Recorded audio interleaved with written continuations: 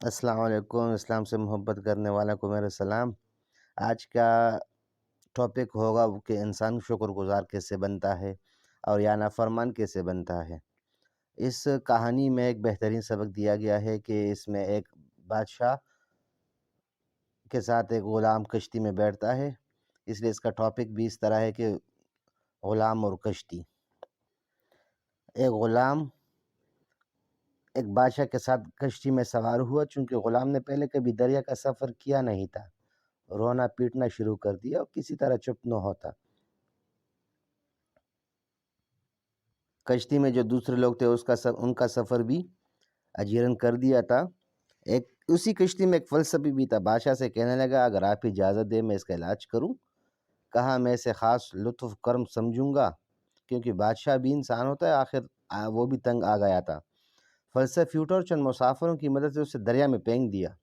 جب 4 غوطے کھا چکا تو بالوں سے گھسیٹ کر اسے دوبارہ کشتی میں بٹھا دیا۔ اب اس نے جان بچ جانے پر اللہ کا 100 شکر ادا کیا اور پھر آرام سے گوشے میں جا کر بیٹھ گیا۔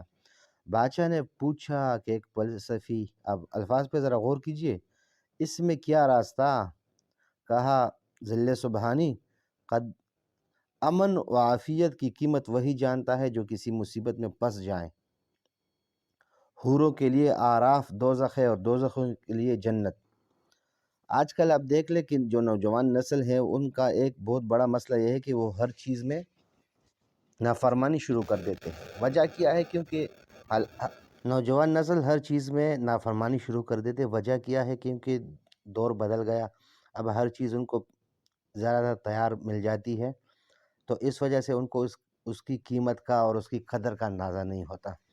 لیکن آپ انگریز کو دیکھ لیں، وہ بچوں کو محنت سے کاتے ہیں اور ٹف ٹائم دیتے ہیں تو ان کے پاس ہر چیز کی قدر ہوتی ہے۔ پرانے دور میں جب جانور جیسے جوانی پہ آ جاتے تھے